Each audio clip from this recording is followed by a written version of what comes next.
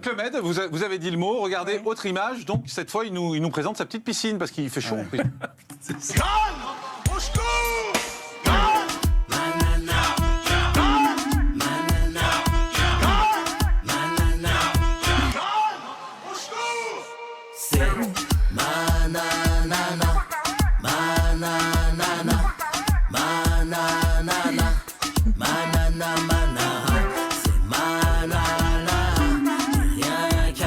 Dédicace à personne, c'est pour ça que je vous aime.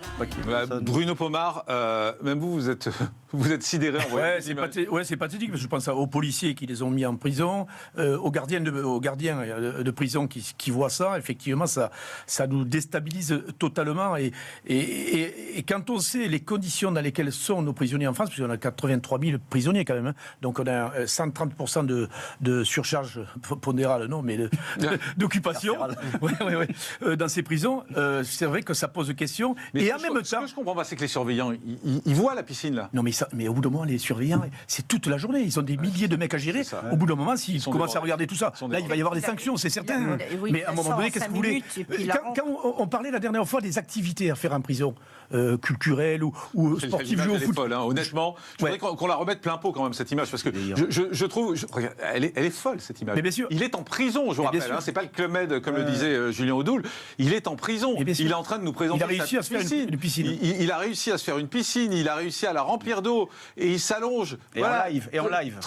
Tranquillement, et il fait ça sur TikTok, il a 700 000 vues sur TikTok, et il est content, Bruno Pomar.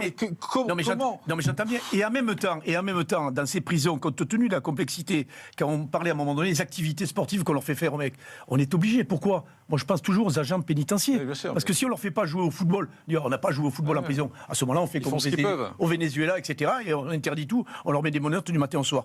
On est obligé de faire ça, sinon ce sont les surveillants de prison qui souffrent plus que les prisonniers. Consternation et impunité totale, et en même temps il nargue, il continue de nuire au sein de la prison, il continue à donner des modèles contre-productifs pour les jeunes. Et c'est vrai, la prison, elle était perçu comme pathogène, maintenant c'est le Club Med. Et c'est vrai que quand on voit ça, on se dit, est-ce que ces actes-là sont punissables? À part couper le flux des images, que peut-on faire? Alors ça, la piscine, je ne pense pas que ce soit punissable. En revanche, à être sur TikTok, avoir des téléphones... Et il est payé 700 000 vues, il doit toucher des ronds par TikTok, ce mec. C'est le truc. C'est vrai que c'est toujours dans la décence.